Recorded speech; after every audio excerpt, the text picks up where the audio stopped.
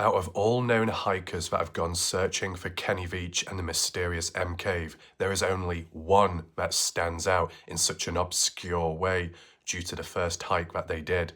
Did they know the truth behind Kenny's disappearance and the possible location of the M Cave?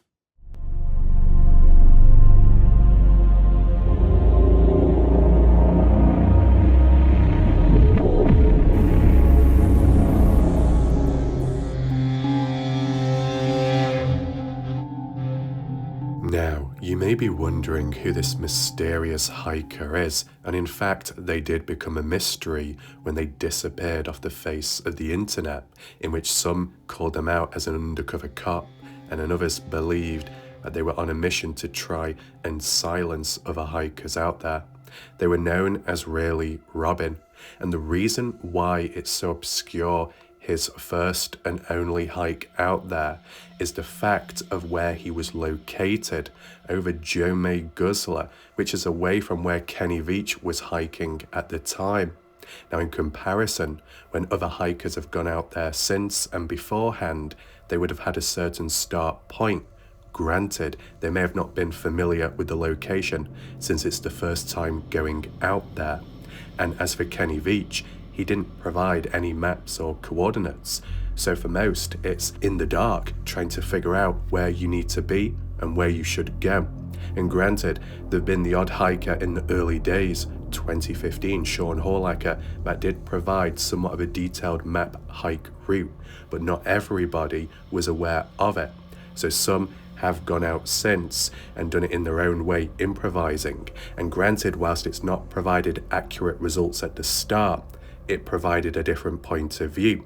The reason why it stands out so much with Really Robin is it was a vast contrast to the environment, the terrain, the dangerousness of it, and furthermore, how tight and narrow the pathway was when going up one of the canyons. The difference with Kenny Veach and other hikers that have gone out there has been more vast and open. With that being in mind, if you was to set out for the first time, surely you would choose to pick a similar type of terrain and vastness when heading out, yet Really Robin chose a more difficult hike route, and it just was so much different compared to what Kenny Veach recorded during his video. So it doesn't make any sense unless Really Robin had other ideas and plans, or that he knew more than other hikers did at the time. But there is one very interesting comparison and link, and that's that Kenny Veach, during his hike, did acknowledge over Mojave that he did hike out there in the past, that there are caves over that way, and it just so happened to be the location where Robin was at. So I'm back. I came down one mountain, I came over a ridge, and I dropped down inside this canyon. Now that's actually behind me. I'm actually going, there's big mountains over there, there's a few caves over there, but that's not where I found it. Out that direction is the direction I'm heading, down here. Now granted, Kenny Veach did not acknowledge the names, though that was quite usual for him. Despite being an experienced hiker, he would often either mislabel named locations or just completely neglect it, which is unusual. For example, when Kenny said he went over the ridge, he meant Wild Horse Pass. And when he was pointing over where those mountains were and caves over there, where he wasn't going to go on that particular hike, that's where Really Robin was located when he decided to go out. And it makes you wonder, did Really Robin pick up on that by Kenny Veach? But if so, how would Robin know that specific location to go? How would Really Robin know the name of the location if Kenny Veach never gave it, nor the coordinates? Surely, if you're going to follow Kenny in his footsteps, you would choose the correct location, go the correct direction, and if not that, at the very least, pick a location that looks awfully similar. Really Robin did none of them. Instead, did Robin look in between the lines of Kenny Veach and hear the term caves over there? So that must be where it's located. But if Kenny Veach wasn't able to find caves on his hike route, then maybe a previous hike that he did in the past is where the caves truly are at. But it could make you wonder, why would Kenny Veach be dishonest? why not go to the actual spot where the cave is? Unless Kenny didn't want other people going out there finding it. Kenny wanted to create a level of misdirection, but also mystery, whether that's associated with a disappearance or not. Kenny Veach didn't want anyone to find the cave before he did. But it makes you wonder, the final hike that Kenny set out on beside the mineshaft, did he try going over Jome Guzzler? Did it go wrong badly? Or did he try going round the other way, as like what Robin did? Really, Robin, that's his rock anomaly. Really, Robin, the canyon, is on the other side of this, looking north, that pointy rock.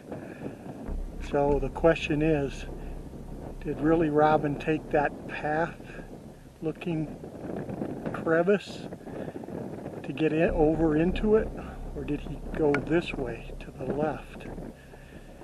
I have to check that out. Really Robin's famous boulder, Atari's carved boulder, Martian rock, whatever you want to call it.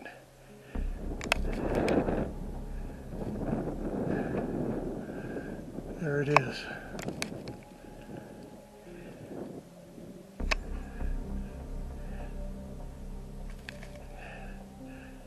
There's the little flat top. Some of you may be wondering, what does it look like though on satellite imagery to get a true idea of the visual contrast from Kenny's original hike loop route and what Robin did, followed by Jeff Clark later. And there is a big contrast. What you see highlighted in blue is the original loop hike, which Kenny did on his channel, supposedly October 2014. And when it came to 10th of November, his final hike out there when he went missing, under half of that was covered on foot up to the mineshaft, supposedly, because that's where his phone was found. And as for his scent, well, that ended at the mineshaft before reaching or going over Wild Horse Pass. That footage, what you saw though, from Kenny's YouTube channel, where he said he went over the ridge, this means as in Wild Horse Pass, and Kenny was down here, surrounded by the trees and vegetation, and was looking over that way and saying there's caves over there. And over that way, you've got these canyons, this one in particular, in yellow. It's somewhat diagonal to where Kenny Veach was pointing, and that's why it's very important. Kenny Veach had the opportunity to go to another spot where the caves are, beside what we saw on camera heading down here to Picture Canyon. Kenny didn't find the cave he was looking for down that way. So what about Jome Guzzler? What about the flat tops? What about Robin's hike? Did they find any caves? Well, to my memory, Robin didn't. Jeff Clark came across the odd shallow one or so, but you never know. There could still be unexplored stuff out there because that particular hike route hasn't been done as often, as much by a variety of hikers compared to Kenny's original one and Picture Canyon, which goes down there and loops all the way back. And when looping back, walking past these particular canyons, which Kenny Veach pointed out. In Kenny's original hike video from his channel, and he's making his way back, he would have passed by these locations where he said caves were at.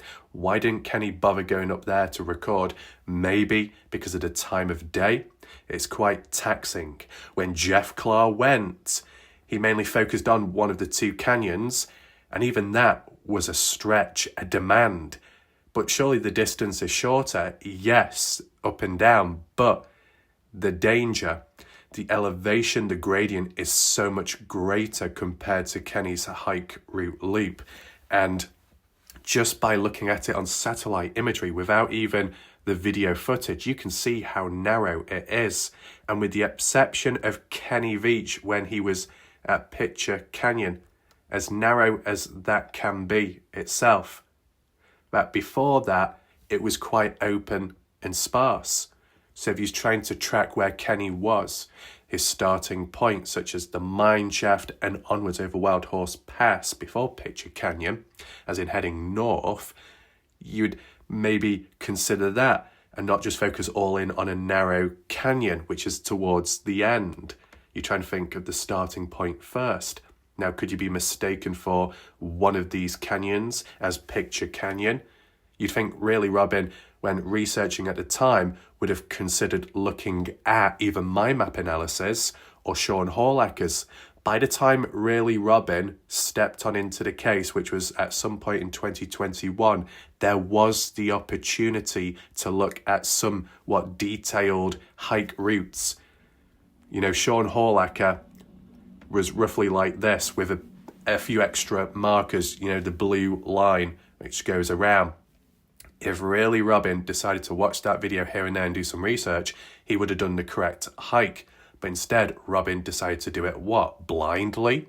Or did he listen into Kenny's words when over Wild Horse Pass? It does make you think maybe it's just a coincidence. But nevertheless, when Jeff Clark did it, first time round or so, some fishhook burn, where it swirls round the shape of it like a fishhook, if you can see, and went up the wrong canyon up there. Didn't find anything of interest then. And then the next time, later, over that way, as Jeff Clark suggested, did really Robin go up and over that way and come down to then reach the access point here of this very steep canyon, very winding in and out, and getting further up here where the rock symbol was located. And I said Robin wasn't aware of it himself at the time, but we as the viewers did pick up on it. And what it was a tanned looking rock with other slabs balanced on top and nearby. And there was a strange looking supposed symbol, which was in Hebrew, translating to the letter M. And that's quite a coincidence when looking for the M cave. And when Jeff Clark finally found the spot and went up that way, in terms of the symbols, it didn't seem to be there anymore, or at least it looked more natural, the rock, when up close and actually focusing in on it. Nevertheless, it was a very strange mystery at the time, and it went to prove that when you're going out there looking for Kenny and or the M Cave, you can come across other strange oddities, anomalies along the way, whether you're aware of it or not at the time. But what was going through really Robin's mind, considering Jeff Clark acknowledged it was a very brutal, dangerous hike and steep and loose rockfall too? Did really Robin struggle himself? Did at any point Robin think, maybe I'm in the wrong area, I need to turn back? Why did he keep on going up to the point where he couldn't, go any further? And, it was the only hike that he did out there. It's just weird. Out of all the hikers that have gone out there, most have either done the correct hike route or they've done an alternative one later, as in looking at other points of views, other theories, as in did Kenny go further north? As for Robin, it seemed as if Robin knew where he needed to go, knew where he needed to be. And how would Robin ultimately know unless he received information elsewhere? And because he's disappeared since off the face of the internet, it remains a lasting impression of the what-ifs. What if Robin went back out there again? What if he did the original proper hike route? Would he have found anything else? Did Robin listen in to Kenny Veach when over Wild Horse Pass by saying there's caves over there and focused on that and neglected Kenny in where he was actually going to go? Because sometimes a person could say one thing, but they mean the other. Sometimes a form of misdirection is added in, so you need to do the opposite of what they do or say.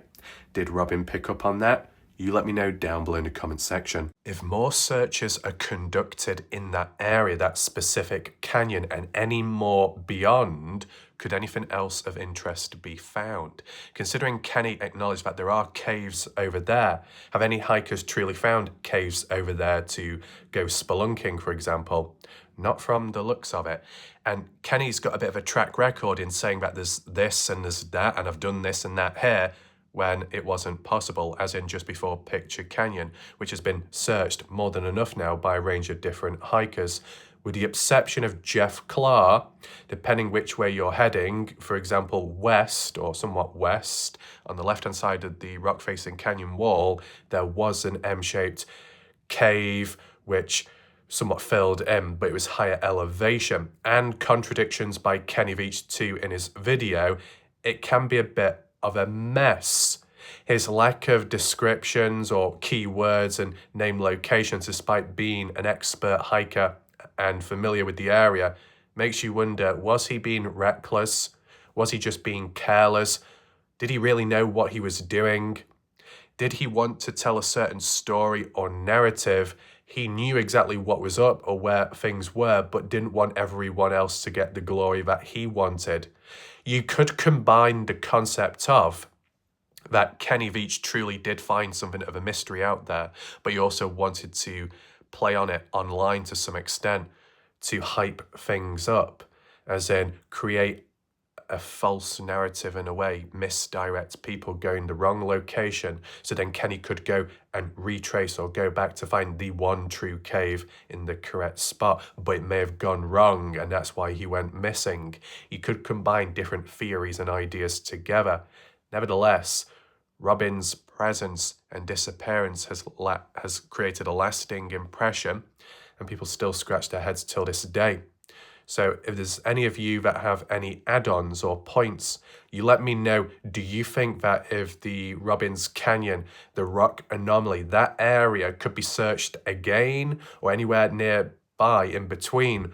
Could anything else be found? Could Kenny Veach be over that way? But in his video, he calls misdirection. On his true hike, his final one, he actually went to that spot where Robin did, but things didn't work out. You let me know below. I hope you found the video somewhat interesting. Feel free to hit the like button, share the video so the awareness can be spread, and if you're on mobile, feel free to hit the hype button down below, swiped across from the comment section. My name's Warlight Ref. I'll see you next time. Goodbye, good night for now.